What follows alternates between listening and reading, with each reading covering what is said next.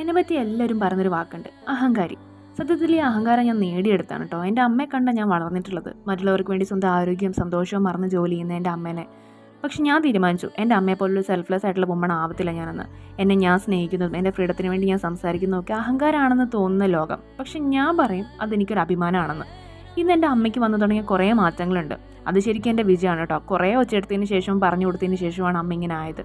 അമ്മ ഇപ്പോൾ അമ്മയ്ക്ക് വേണ്ടി സ്വന്തമായിട്ട് പുറത്ത് പോയി തനിയെ ഫുഡ് കഴിക്കുക, അമ്മയ്ക്ക് ബുദ്ധിമുട്ട് തോന്നുന്ന സ്ഥലത്തു നിന്ന് അമ്മ ഇറങ്ങി വരാൻ ശ്രമിക്കുക. അതുപോലെ തന്നെ അമ്മയ്ക്ക് ഇഷ്ടമുള്ള ഡ്രസ്സ്, അമ്മയ്ക്ക് ഇഷ്ടമുള്ള ചുരിദാർ ഇടാൻ ഭയങ്കര ഇഷ്ടമായിരുന്നു. പക്ഷേ മറ്റുള്ളവർ അമ്മേനെ കൊള്ളില്ല അല്ലെങ്കിൽ എന്താന്ന് പറയും എന്നുള്ള രീതിയിൽ അമ്മ ഇടാണ്ടിരുന്നിട്ടുണ്ട്. പക്ഷേ ഇപ്പോൾ അമ്മയ്ക്ക് നല്ല പ്രകടമായ മാറ്റങ്ങൾ വന്നു തുടങ്ങിയിട്ടുണ്ട്. അമ്മ അമ്മേനെ തന്നെ കെയർ ചെയ്യാൻ തുടങ്ങിയിട്ടുണ്ട്.